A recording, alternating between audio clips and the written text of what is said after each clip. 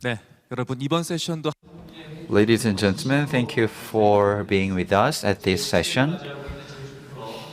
This year marks the 17th anniversary of Jeju Forum. The session's theme is Hard Powers in Collision, the role of public diplomacy in resolving the conflicts.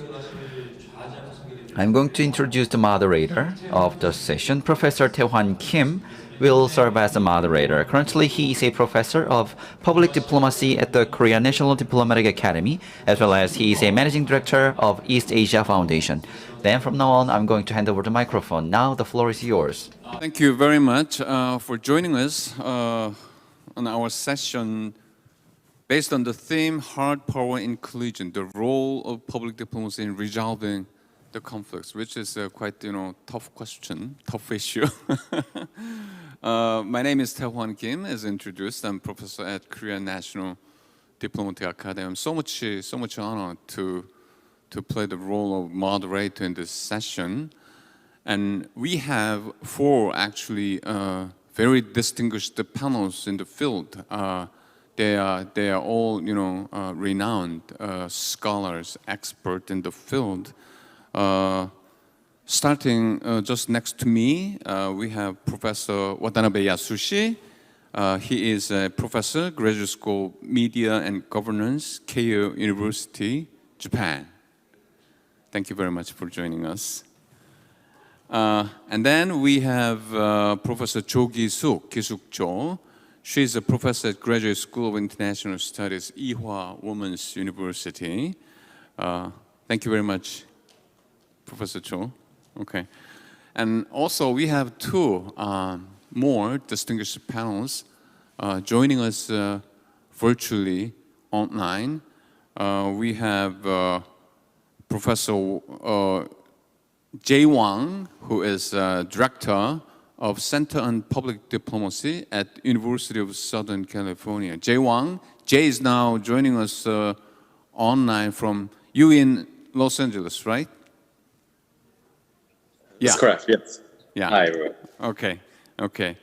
And then we are expecting another distinguished panel, Professor Wang Wei, who is a Jang Monitor Professor at Renmin University of China. But he's not yet on online. We're expecting to be there in a couple of minutes. All right, thank you very much. As a moderator, actually, I would like to make a brief 3 points. That's just for food for our discussion in this panel. Wow, well, Wei Wei, you're there. Okay, please welcome Wei. How are you doing? Good? You hear me? All right, no problem. So 3 brief points as a food for discussion in this panel. The first point is about the change taking place at the moment, particularly in the material dimension of the international order, i.e., change in the distribution of material capabilities.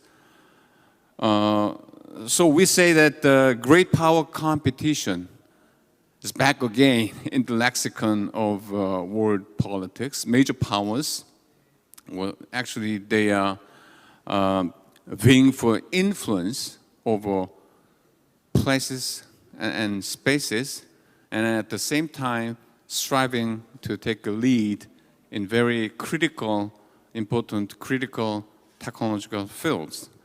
The return of great power competition today actually nods to the reality that the United States is no longer as influential as it was at the end of the Cold War, when the margin of American hard power capabilities was much more significant than now. Right? That's the reality. So I would say that we are now living in an era of power transition, power diffusion, an era of global diversity, due in great part to the rise of the non-Western rest, and also the rise of non-state actors. Okay, The second point is about the ideational dimension of international order. As you know, Sino-American rivalry in geographical and functional areas spills over to the realm of ideational dimension. We now actually are witnessing intensifying bifurcation, confrontational bifurcation, or blockization, I would argue, of values between liberalism anchoring on the United States and Western Europe on the one hand, and counter-liberalism or anti-liberalism, if you like, centering on China and Russia. Each party, I think, appealing values embedded in their own national identities to global audience, as in competitively in quest of hearts and minds of foreign publics, namely the legitimacy in an anarchical international society.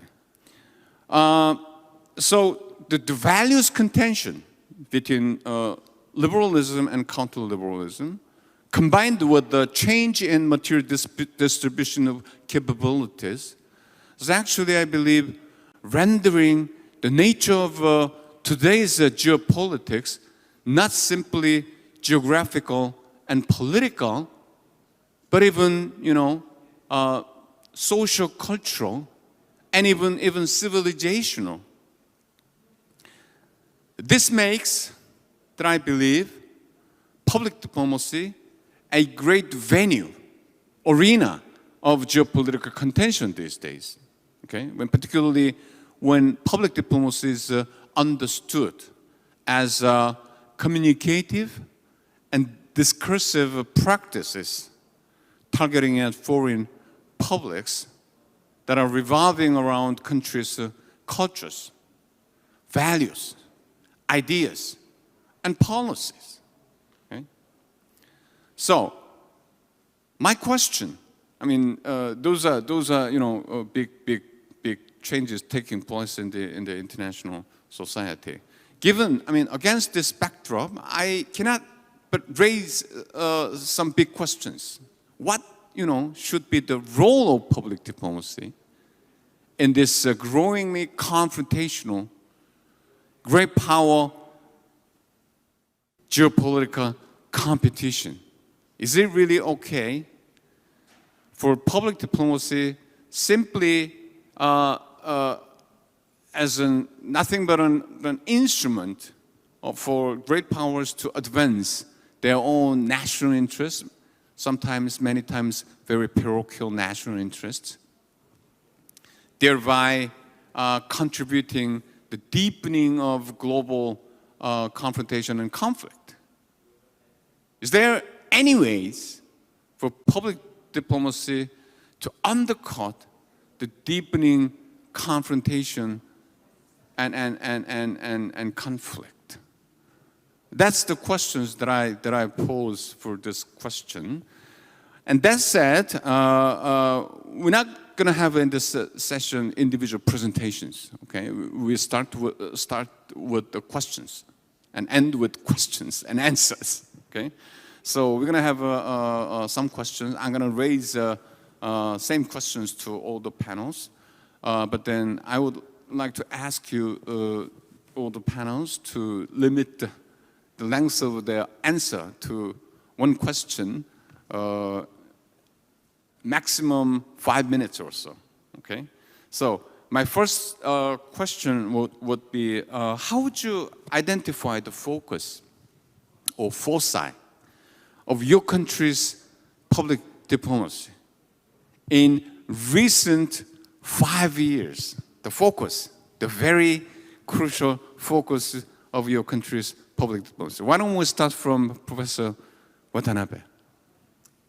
First of all, I'd like to thank Professor Kim Tae-won and the East Asia Foundation organizing this important event. And also, I'm very pleased to meet the old friends and new friends as well. Yes. Okay, so the image that immediately comes up in my mind is a famous photo taken by former German Chancellor Merkel at the time of G7 summit in 2018. You might remember she was speaking to President Trump, and who was sitting with folded arms and glaring eyes.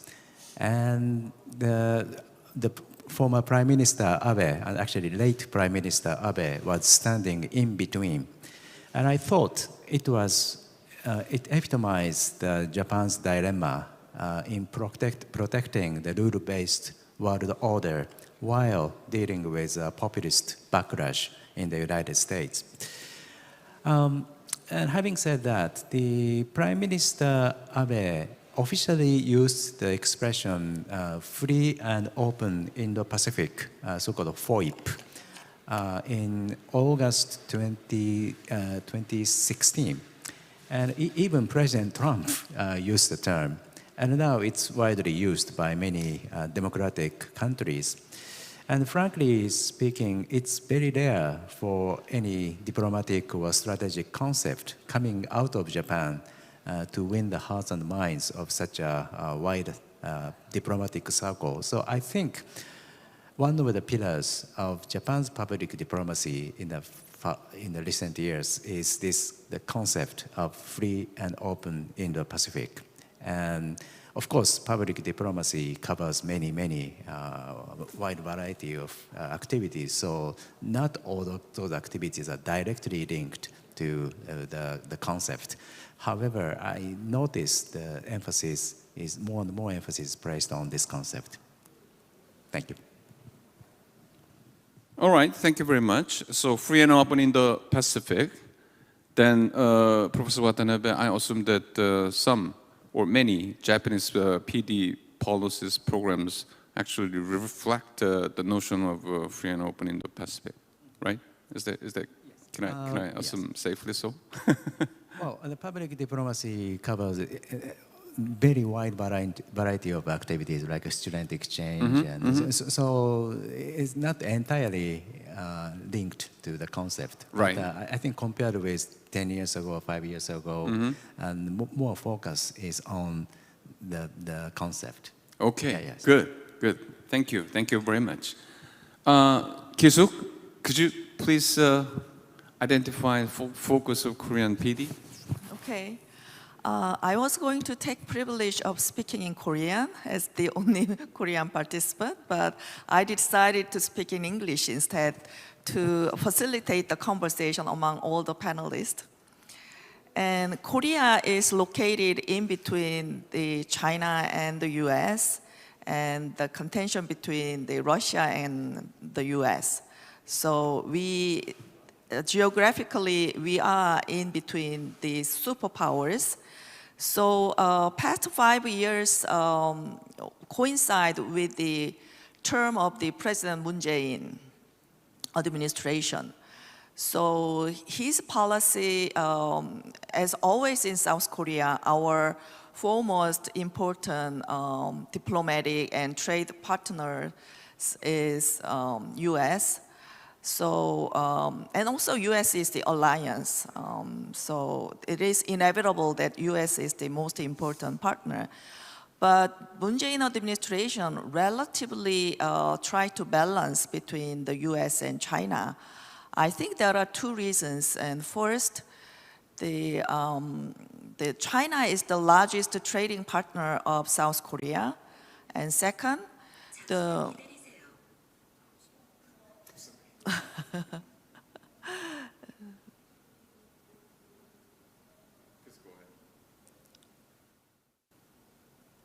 Can I go on?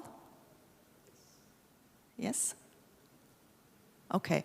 So second reason is that the President Moon Jae-in pushed the reconciliation policy toward North Korea, but also not only reconciliation policy, but also he attempted the trilateral summit among Kim Jong-un and the President Trump and the President Moon Jae-in himself. So he had to persuade North Korea through the power of China. And that's how the Moon Jae-in appeared to be more pro-China. But in fact, he tried to balance between the two superpowers. And we had the worst relations with Japan during past 5 years due to the court decision with regards to comfort women issue. So there was no public diplomacy as far as I remember. And we had a very ambiguous relations with Russia with respect to the Russia's invasion of Ukraine. And the only notable development in South Korean public diplomacy was, I think, the relations with the ASEAN countries. So we established Korean ASEAN Center in Seoul during Moon Jae-in administration, and we also opened a the Jeju ASEAN Hall in the Peace Institute at Jeju. Okay, I think that is the major developments. Thank you. Thank you very much. So for the past 5 years under Moon Jae-in administration, the focus of PD has been on Southeast Asian countries. Okay, I have a follow-up questions later. Jay, what do you think about the focus of American public diplomacy for the past 5 years?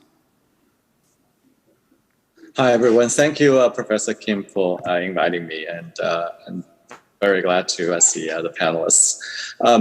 I'll just highlight 3 areas in U.S. public diplomacy, more from a public diplomacy functional perspective.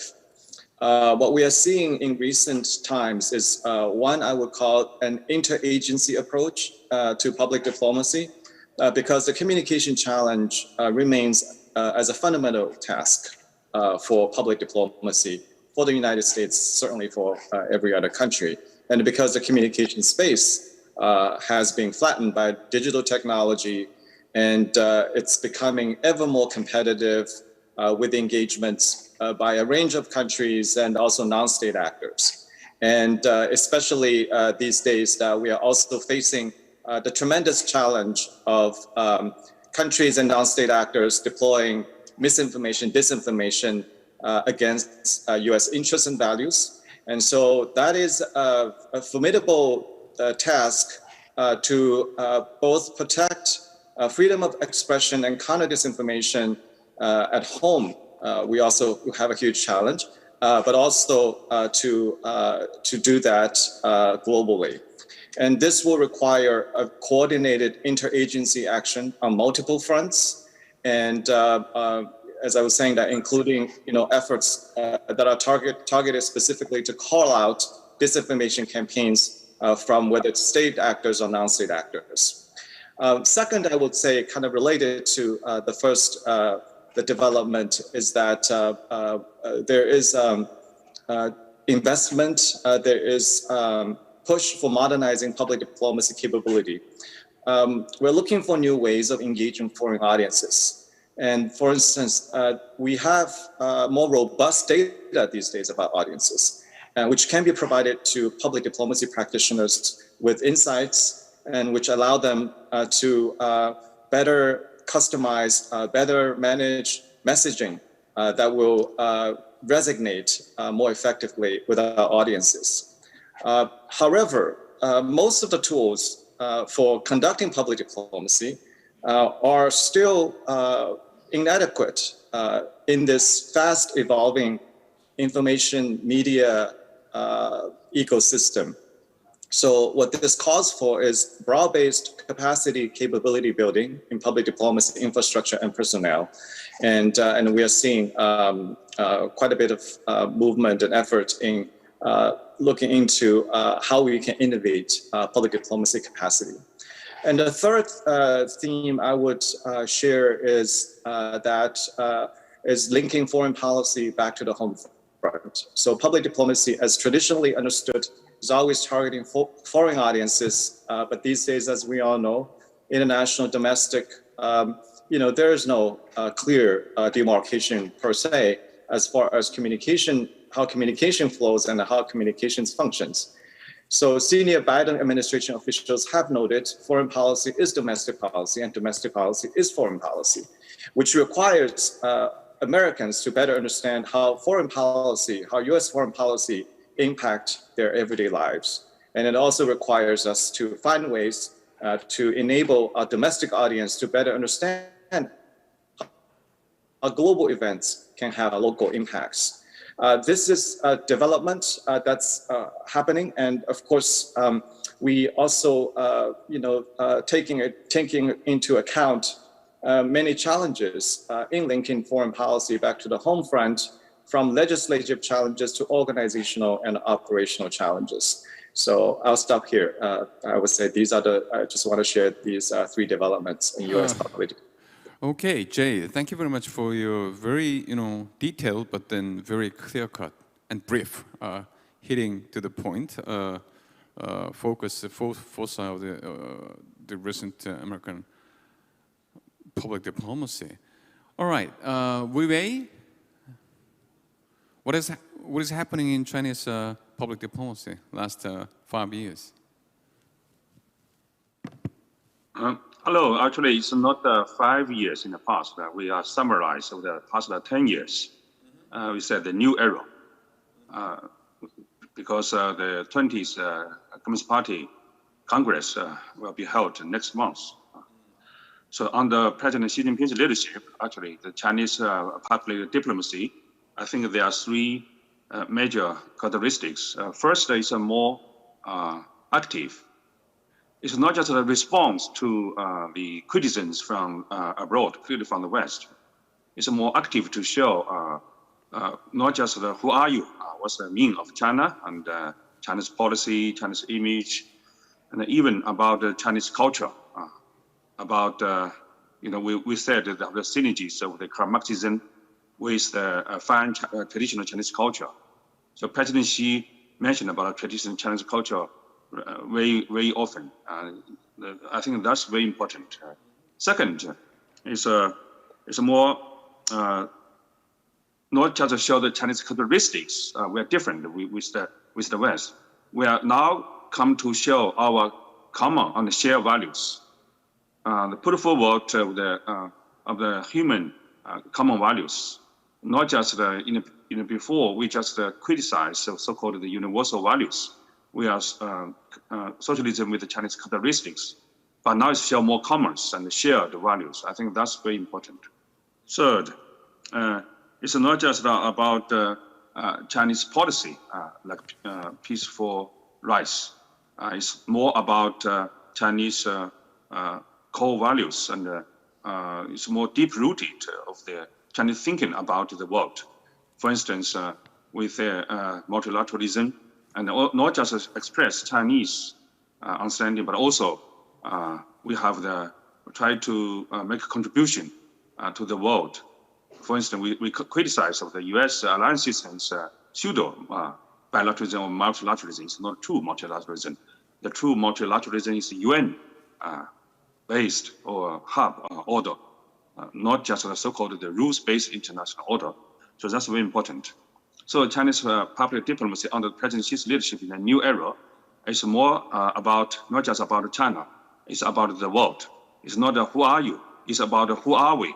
It's not just about what you will do, it's also about what's your values, what's your deep-rooted spirit, and where are we going for the humankind.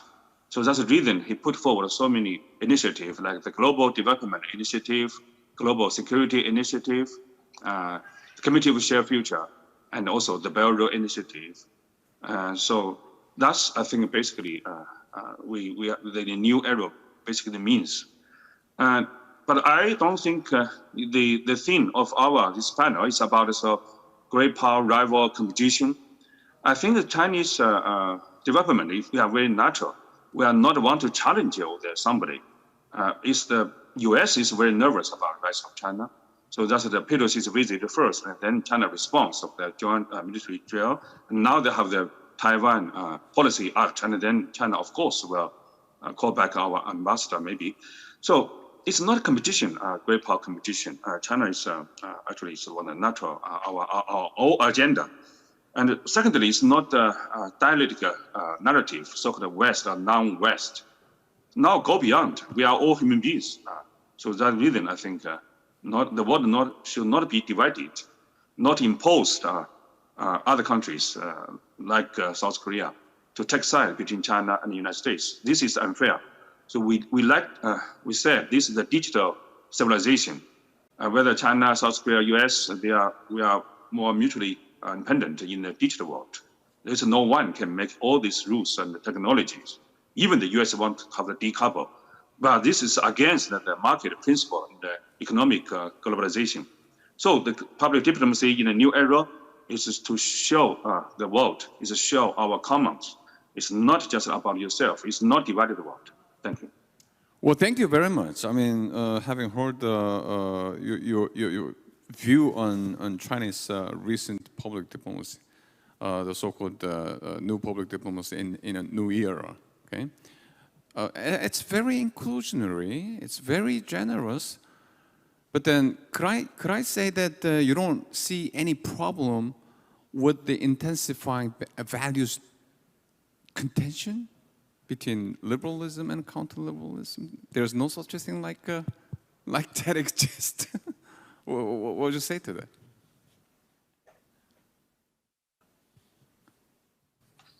You don't see any values contention between the United States and China in particular?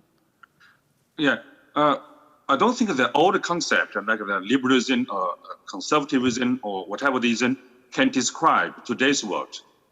Today's world, in the civic world, is a dramatic change unseen in the past centuries. So this is not an industrial world. This is a digital world. This is an ecology world. So we need to change our mindset, not to use the old button to have the new one. So even for the United States, they said that this is the end of the liberalism-driven globalization, based on the Washington Consensus. Even the end of the globalization. Actually, now it's China to defend the globalization. China defends the UN system. China defends of our common values. It's the US said that the rule-based international order, they want to build a new order, decouple with China. They want to have a new Cold War. So that's actually who is divided the world, who is want to unite the world. That's very clear. Okay, wait. Then my second question related to your answer.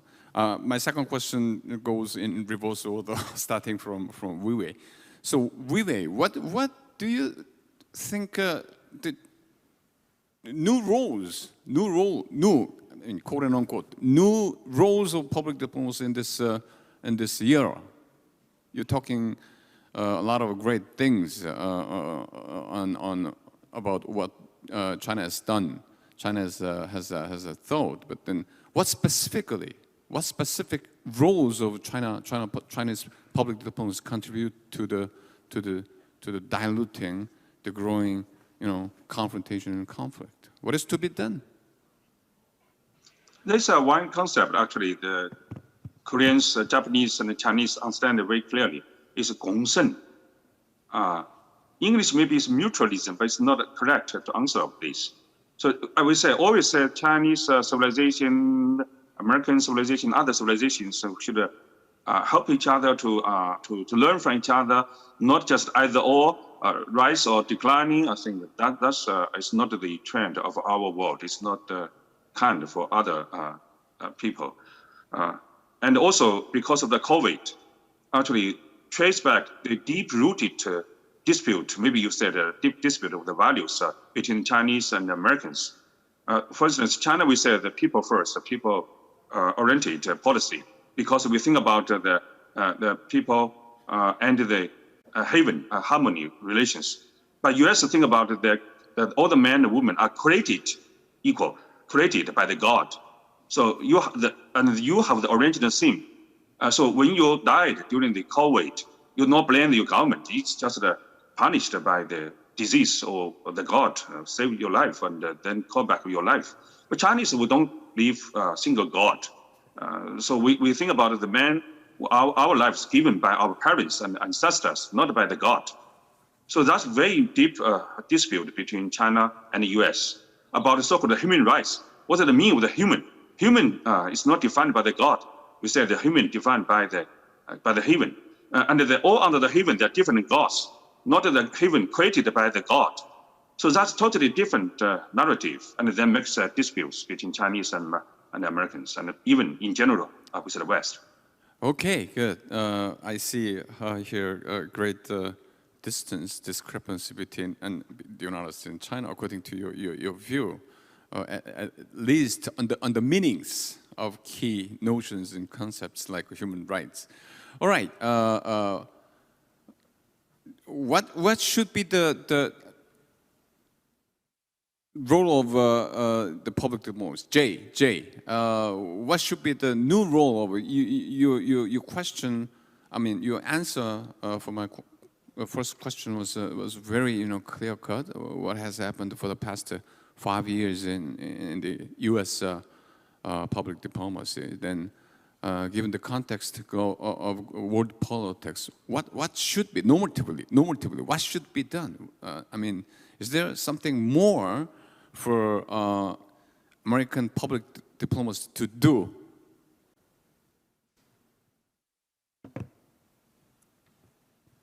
You're muted.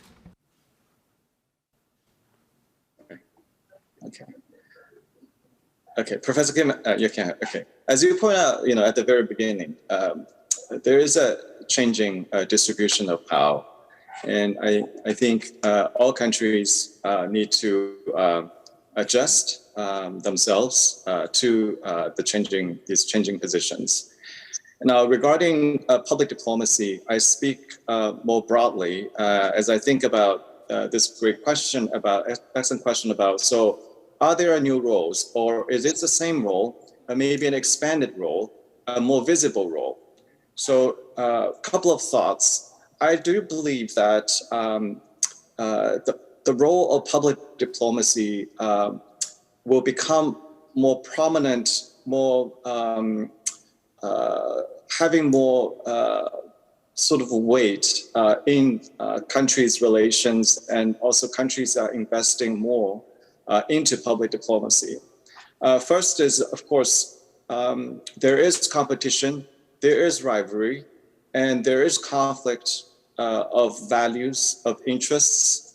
And the question to us is how to manage all of that and how to reduce tensions in great power competition to ensure peace and stability, and how we can control or mitigate some of these tensions. And so,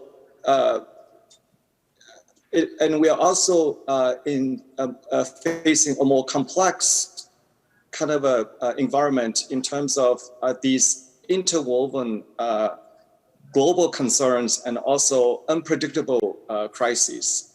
So, which means that it requires us also to partner, right? So this is not my new idea, but in general, we are moving into a situation where we require balance of power plus partnerships.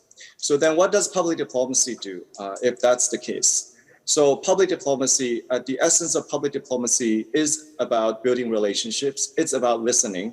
And I think public diplomacy has an enormous job to do in terms of better listening, because the situations are so complex and shifting. And in building relationships in terms of how we may help to reduce some of the tensions and to ensure the peaceful order. Now, this is not just something that we ask of US-China to do, but I also believe responsible statecraft by middle power and smaller countries is becoming increasingly important because of the distribution of power that's changing. Because in the old days, I guess support and alliances could be assumed sometimes by the US or by China. But as pointed out earlier, given the rise of the West, countries now are more deliberate in terms of choosing their sides when they are put in that position. And it is not binary, and it cannot be easily assumed by even the US or China. So which means to me that there needs to be wider public diplomacy engagement to gain this kind of a support on many different fronts. And as middle power countries and smaller nations in this situation, carrying a little bit more weight in managing some of the events and some of the crises that have global consequences. And I also think that these countries will need to look at the great power competition with a broader historical lens, and not just from sort of narrow national interests per se. And one more thing I wanted to say, what public diplomacy seems to me will need to play a bigger role is that with digital technology and easy access to social media, as we all know, in communications, in public communications, we have elevated the role of emotion. Well, international relations is always a combination of reason and emotion. And at the same time, exchange of ideas and search for perspectives are so critical these days. And so I think thoughtful public diplomacy can help to facilitate that between countries. Well, thank you very much. Jay, you actually emphasized the PD in building relationships. Then my follow-up question is, do you think the Biden administration is actually doing some meaningful effort to build positive relationship with China? But I'm asking this question that because the Biden administration's foreign policy line, one of the line is what I call dichotomous approach, binary approach between liberalism and authoritarianism. And do you think that would be of help in building relationship with the so-called illiberal countries? Yeah. I think that U.S.-China relations, as we all know, it's multi-leveled, multifaceted, and there are many non-state actors, subnational actors, all involved. And as I said earlier, I think that the relationship is also multifaceted. So there's competition, there's conflict, and but if we view everything primarily through this kind of rivalry lens, which would be very counterproductive. And I think this is where how we are, seeking public diplomacy strategies and also activities to ensure that on the one hand, these we safeguard not just the American interest values, but also the rule-based international order. But at the same time, there is the partnership issue that we need to address for us to address some of the global concerns and the issues that transcend our national borders and national interests narrowly. Okay, thank you very much, Kyusuk.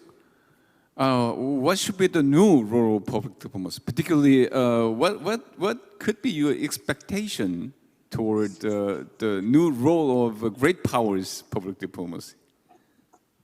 Great powers. Such as, of course, China, Russia, or Japan for that matter. Okay. I think the contention between China and U.S. does not appear to me based on values.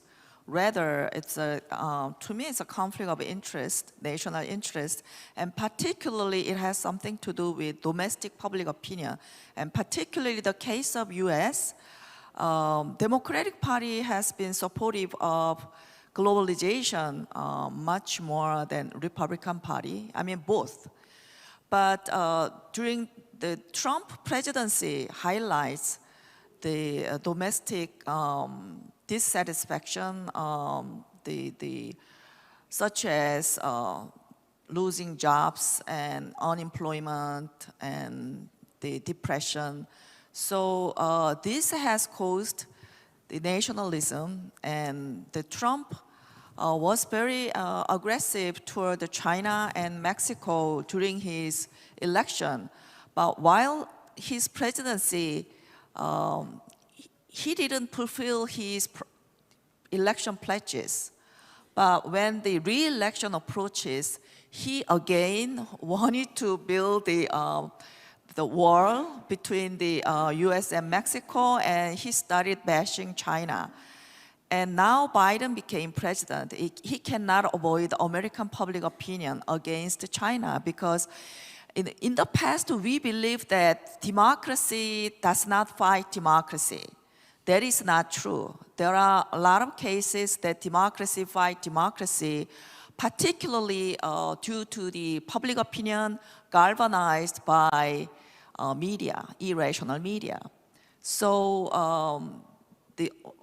for the time being, unless we have the Third World War, because after the First World War and Second World War, the human being ironically enjoyed a long period of prosperity, and now no one purchases many goods anymore.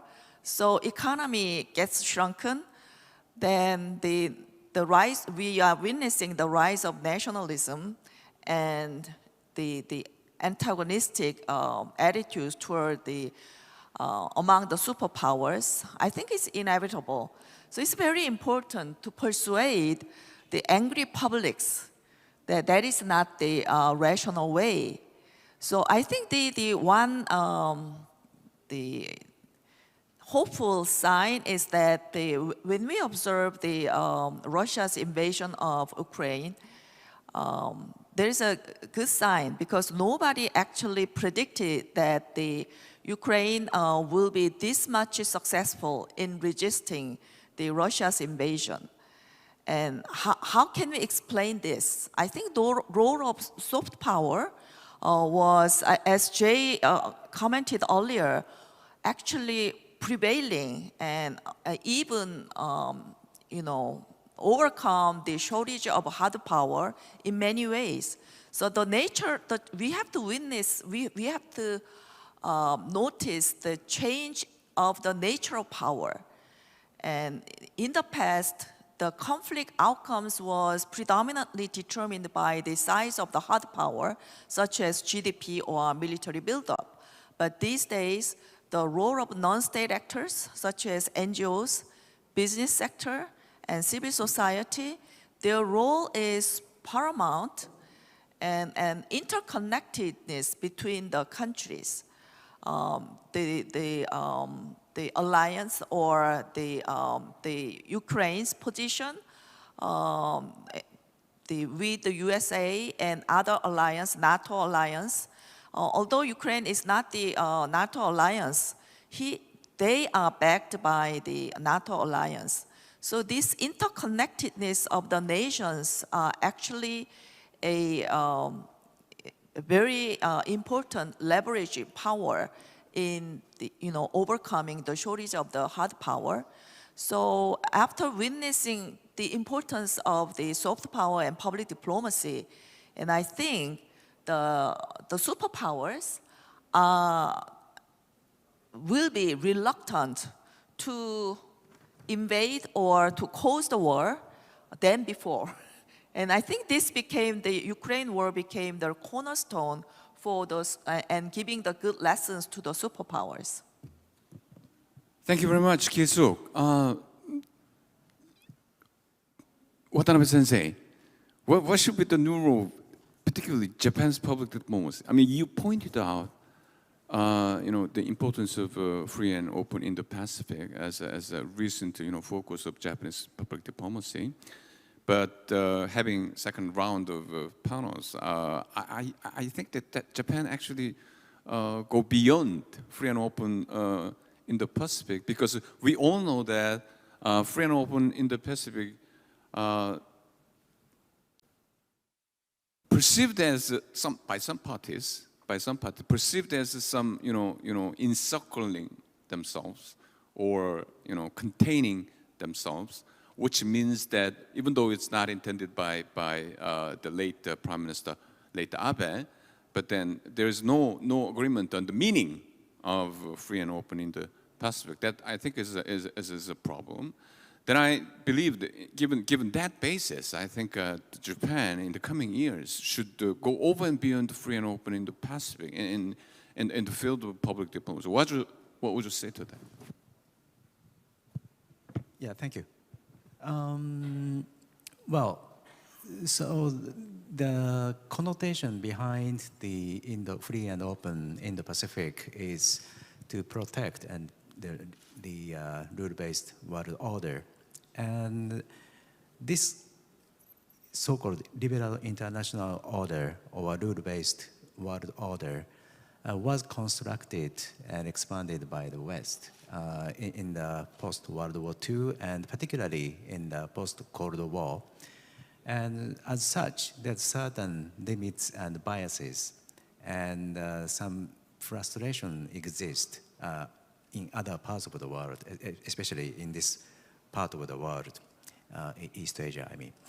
So I think it's important for Japan not to make this concept too narrow, rather make it more constructive in expanding the breadth and the scope of the rule-based world order beyond the sort of West-centric interpretations.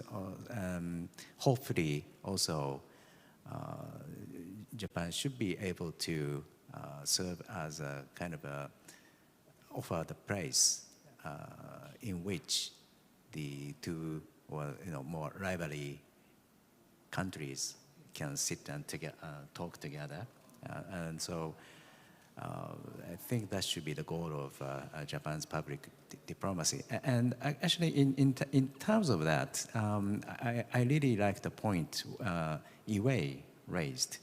I thought there was something very important there. So I think in sort of upgrading the West-centric rule-based world order, I think China can potentially play a very important role and also posing itself as a soft power, superpower. But then the question is if the Chinese public diplomacy was effective for that purpose, and I'm not particularly sure. There are many examples, but for instance, traditionally there are many Japanese experts on China, and some of them are pretty good. But they are kind of concerned or hesitant to visit China, even this COVID is gone, because of possible censorship or in case of, some cases, even the detainment. So it's a big opportunity loss for Chinese public diplomacy if those top-level Japan experts on China cannot serve as the translator of Chinese views. So there's a sense of kind of fear about China, and I think Chinese public diplomacy can do more. And one of the key points is, this is related to the role of new public diplomacy. That is, I think in this era, we are competing. The public diplomacy has become more and more of competition over transparency and accountability. So if, many people confuse public diplomacy with propaganda or infiltration. But if you do propaganda or infiltration, you can get easily detect it, resulting in the deterioration of your credibility. So the sort of a propaganda and infiltration is becoming, people are doing more and more, but still, it's getting less and less effective. So I think, again, we are becoming, the public diplomacy is becoming more a competition over transparency and accountability. So I think if I were a public diplomat of China, I would be more concerned or keep in mind that aspect. Well, thank you very much. Having heard Professor Watanabe's point, I cannot but invite Wei Wei for his response. I think Watanabe's observation is quite legitimate. So, what do you think about that? What would be your response to it, Wei Wei?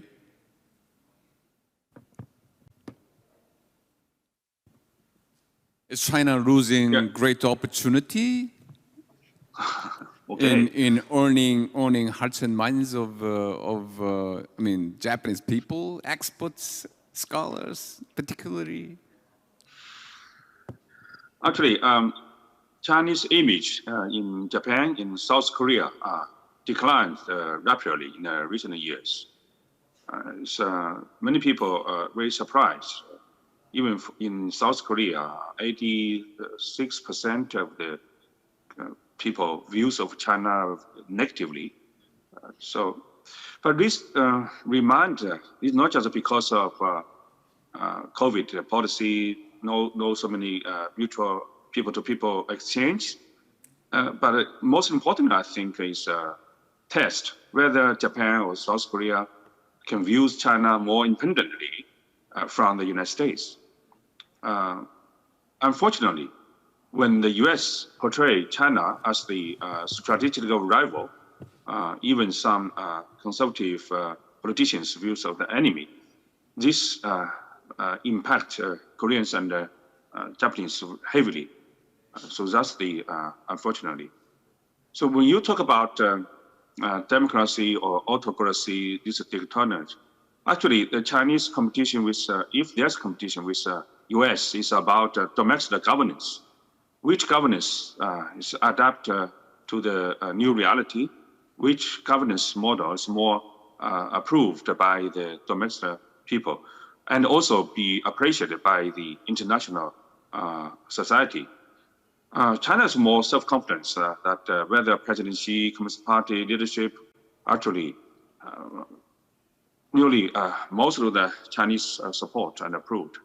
I don't think any president, Biden or Trump, can have such kind of highly approved rate in the U.S.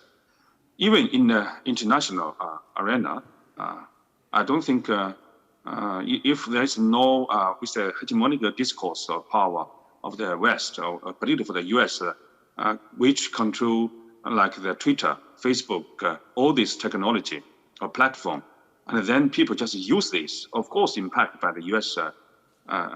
Message to China. So China's image is still actually growing in many countries. So I cannot agree with that the panelists mentioned about there's a so-called democracy or autocracy. It's about identity, actually. When the rise of China actually challenges Americans' identity, that Americans, the chosen people, they are second to none. They are CP upon the hill. So when the 5G as the core of the industrialization 4.0 and Huawei take the leading role, Huawei is very kind to the U.S. actually. But the U.S. bash Huawei and condemn among Wenzhou. All this is a reminder to the Chinese that independence, high technology rise, and that's the key for China can provide more public goods for the world, and then your image will be improved, not just because of the something like or not, particularly for the U.S. Thank you, Wei Wei. Because we don't have much time left, I think it's better for me to open the floor. So if there's any question, comment, and please identify yourself and please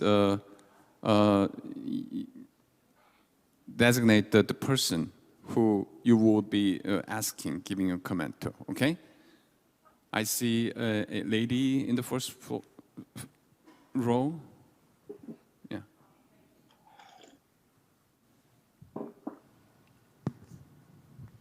Thank you very much.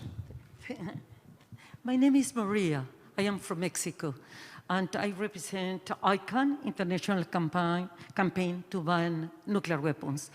The question is that what is the impact, or what has been the impact of the last visit of Mrs. Pelosi to Taiwan in order to, if it has an impact in the equilibrium, in the balance of the region, in the region. I would like to know what do you think about this? So impact of Ms. Pelosi's visit to Taiwan. Yeah. Well, when? Excuse me, I didn't understand you. Can you? Yes, please. Sorry. Well, Mrs. Kisuk. Sorry. Kisuk, the impact of Pelosi's visit to Taiwan. Yeah, but it's too, you know.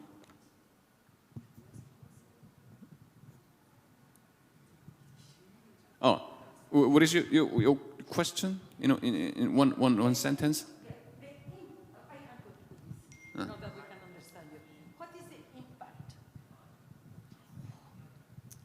What has been the impact in the equilibrium when the visit of Mrs. Pelosi to Taiwan for Korea and for the region? Balance, power balance, impact on the power balance. And then actually, the President Biden tried to set a distance from Ms. Pelosi's visit to Taiwan, and he said this is not governmental approval.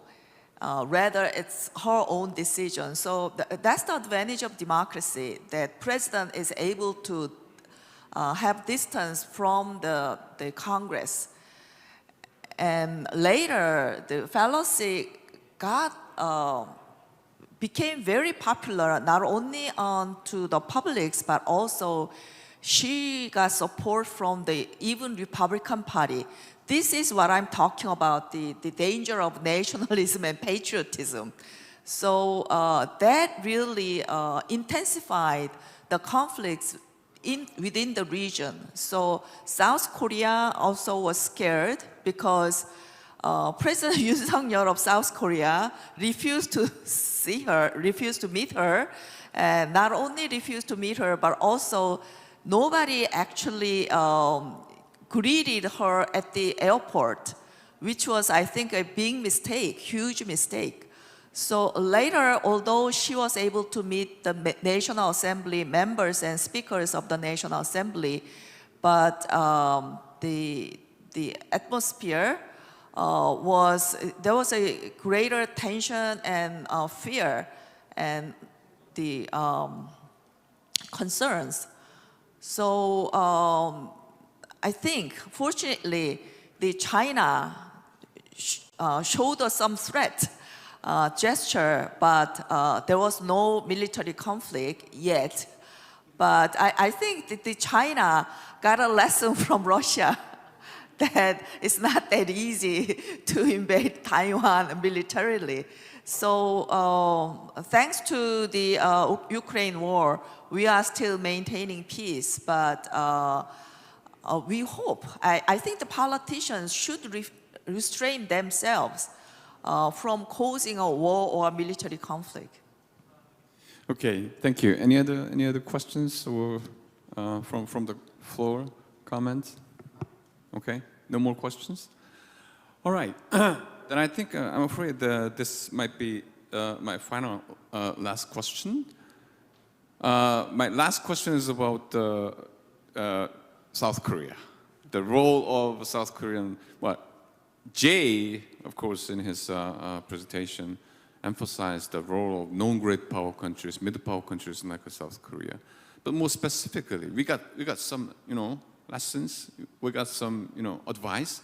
So in terms of giving advice, I mean, these days, many non-great powers they really caught up in between, contending major powers and implicitly or explicitly even being urged to take sides. Okay, But that's not the solution. We all know that. That's not realistic. So, what should be the new roles of public diplomacy of countries like middle powers, particularly South Korea? What would be your advice, suggestion, Mr. Watanabe? Yes, I think each country has unique circumstances in dealing with great powers, and which should be respected as much as possible. But I think there should be a bottom line that, and I'm not particularly supportive of the position taken by the so-called abstain Caucasus countries over the Ukraine issues. I mean, taking a neutral position, thus trying to take advantage of both sides. That looks clever, but in the long run, they could be the next target. So I think, I hope South Korea will be with the, will keep remaining the size of the West on the Ukraine issues and other issues as well. Regarding South Korea's public diplomacy, my little concern is the lack of consistency of diplomatic policies or diplomatic message each time the administration changes. I mean, the swing pendulum between the Progressive Party and the Conservative Party is quite impressive, and Japan is particularly keen to it. But having said that, I think as a fan of South Korean culture, I see I have a high esteem for the very powerful message coming out of it. For example, recently the very famous award-winning film, the Parasite, shed light on the problems of social class or poverty facing not only South Korea, but also facing many countries. And because of that, the film won the hearts and minds of such an international audience. And I think, I know that there is some criticism in South Korea that the film was too negative, and it's kind of a shame to expose the dark side of South Korean society to the rest of the world. But I have a totally different opinion. I think the film proved that South Korea is a country in which self-criticism is possible and freedom of expression is very much ensured. And Joe Nye, Professor Joseph Nye, called such a great capacity as a meta soft power. So I really appreciate that the South Korea public diplomacy will maintain the meta soft power regardless of the sort of geopolitical rivalry relations. And I hope that the meta soft power is something we all share, whatever new world order we ask for. Thank you. Thank you for pointing out the great potential of South Korean public diplomacy. Kisuk? You're going to go last. Okay. Jay, you previously mentioned the importance of the role of non-great power public diplomacy. I cannot agree more. But then, could you please give us some, recommendations for South Korean public diplomacy, particularly, given this, contending geopolitical contention? I have one thought. I think that South Korea need to engage the next generation, because there are major demographic shifts. Some, I think, historically we always see, right? Populations change. Certainly, we are seeing a younger population in emerging and developing economies than an aging population in more developed economies. In addition to that, in the US, as well as in some of the Western European countries, there is also the ethnic remapping. So for instance, in the US, 1/3 of our millennial generation were born of Hispanic, Asian, and interracial couples. And the share of population, foreign-born population, also very high in quite a number of OECD countries, including Australia, Canada, Germany. So with that, there is cultural change in changes of cultural values with broader emphasis, for instance, on gender equality, respect for minority rights, environmental protection, and all of that. And research has also shown at the same time, currently there is a misalignment between what citizens prefer, which include our younger generation, our next generation, and our policy agenda, due to primarily differences in voting in representational democracies, because we know young people don't turn out to vote as much as the older populations. And at the same time, the younger generation is ever more vocal in activism. So you will see this gap. On the one hand, there is tremendous activism on the younger generation side, but we are not seeing some of the policy agendas being reflected. And so my question is, how does this younger generation see international relations? And what does that mean to their views of great power competition or a variety of issues? And this is, to me, this is an emergent phenomenon. It's a research question, but certainly it's also a practice question for us. And I think I make the suggestion, you asked me about South Korea public diplomacy, and I immediately think about the cultural industry, the rise of the Korean culture industry. And in particular, its popular culture is garnering young fans around the world. And to put Korea in a position to not only, because there's something that's clicking, right? There's something that's connecting with the young people across national borders, but also not only understanding young people, but also to engage them. And I think that Korea has already developed some capacity in that, and in many ways making a more cosmopolitan Asia, which was unfamiliar, even mysterious in the imaginations of many people around the world, more familiar to the wider world. It's an important task. Well, thank you very much. Aiming at the young people, young fans, well, which is very important, I believe. Wei Wei, can you give some recommendations for South Korean public diplomacy?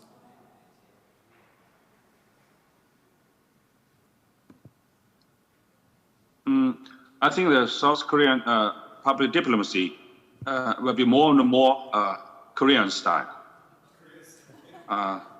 Not just in the What do you mean? What do you mean Korean style? So What specifically mean by Korean style? Korean style is as you have your Korean culture.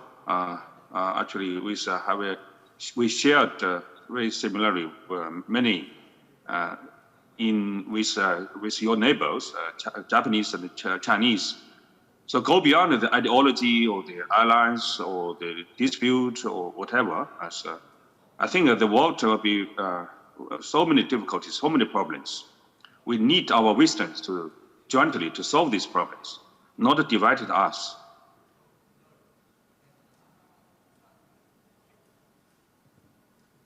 Okay, is that it? Yeah. Oh, okay, good. Thank you.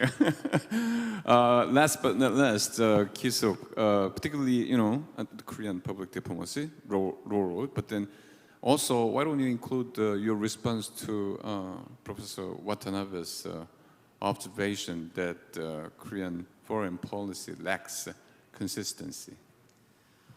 Actually, the Professor Kim Tae-wan, you also presented a paper and pointing out this swing pendulum whenever the administration is changed. So lack of consistency is, I think, biggest problem. And I have also pointed out in one of my papers. So actually sending out the consistent message and also, you know, the obeying, the respecting the rule-based order is very important. What we have, you know, actually, when the President Yoon Suk-yeol refused to meet and greet Ms. Pelosi, I understand his position. He was concerned about the largest trading partner, the China's position. It's understandable, but he should be more sophisticated because she's representing U.S. Congress, so the Korean National Assembly could be the partner, but he bluntly refused to greet Ms. Pelosi. I think that was a biggest diplomatic mistake.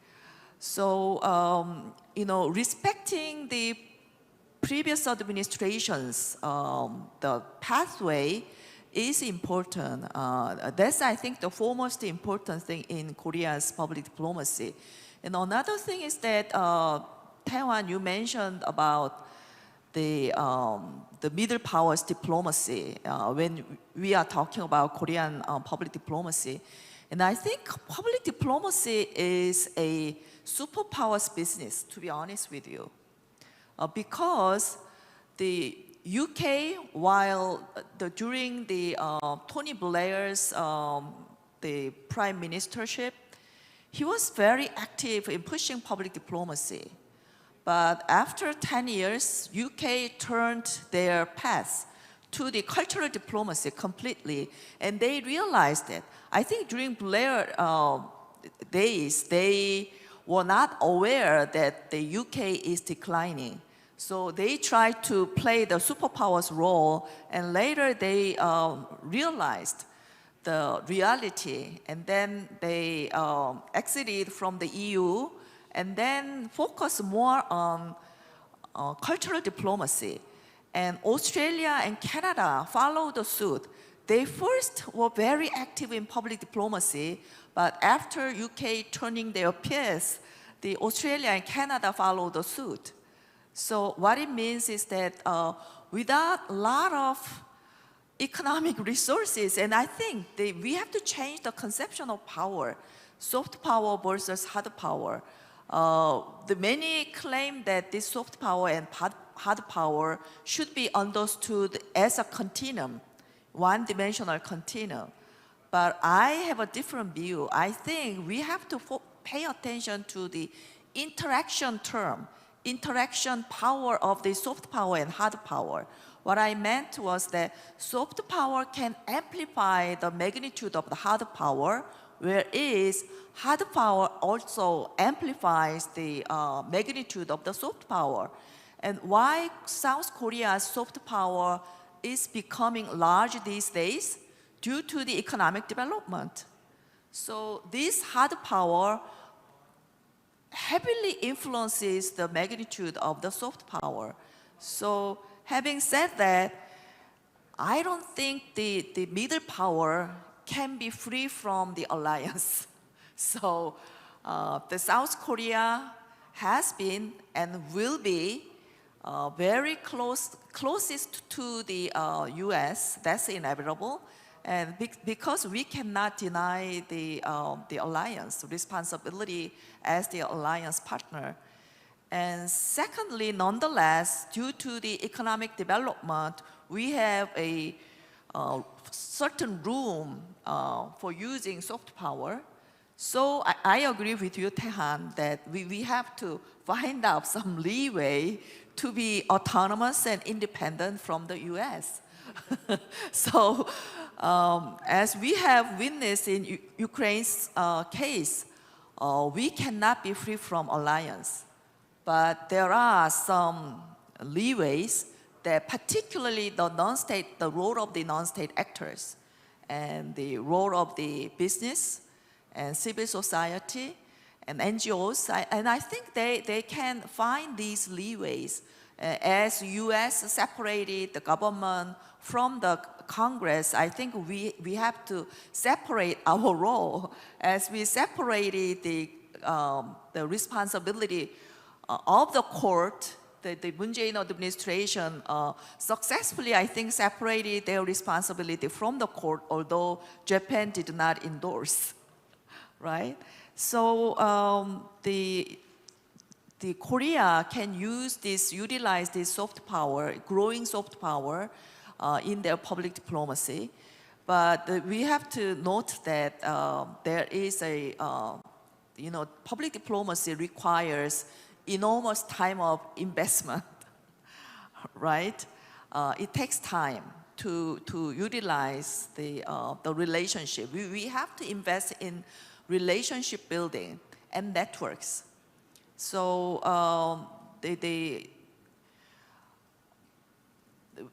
we are doing, I think, actively, although we have little resources compared with China or Japan, but I think the Ministry of Foreign Affairs and Korea Foundation are doing actually a wonderful job in their PD. But we have to activate more of the civil sector in the role of South Korea's public diplomacy. That's my conclusion. Well, thank you very much. I totally 100% agree with Ki-suk on her view, the close link between hard and soft power. All I'm saying is that, personally, what I'm saying is that we need actually, as many international relations realists school argue, we need the balance of power to get stability in the international order. But so much as we also need, my view is that sort of like a balance of soft power, not simply hard power, but balance of soft power. Then what is to be done to strike a balance of soft power in the international society? I think the role of non-great powers, the countries like South Korea would be as Jay pointed out, would be of crucial importance. That's all I'm saying. No. Well, thank you very much, all distinguished panels. I mean, we all know that today we are confronting numerous, global, regional issues, including, energy crisis, climate change, refugee crisis, food crisis, so many, global crisis, and it is too obvious to deal with those, common, problems. We need more, close and intimate cooperation, collaboration at both the regional and global levels. But what's happening now is somewhat, precisely fit our need, satisfy our needs. That's what I think. And in that context, I believe we do need, it's really high time that we should devise a new sort of like a public diplomacy, a public diplomacy that goes over and beyond the narrow realm of self-centeredness and marching toward some global collaboration and cooperation. The taking off the shackles of narrow parochial self-centeredness. So in that sense, I think all of us would be doing something to open a new chapter of public diplomacy. And once again, thank you very much for distinguished panels joining us in this precious panel, and also our audience in this room. Why don't we give our distinguished panels a big round of applause. Thank you very much. Now I'll close the session. Thank you very much for your joining, your participating, and your listening. Thank you very much.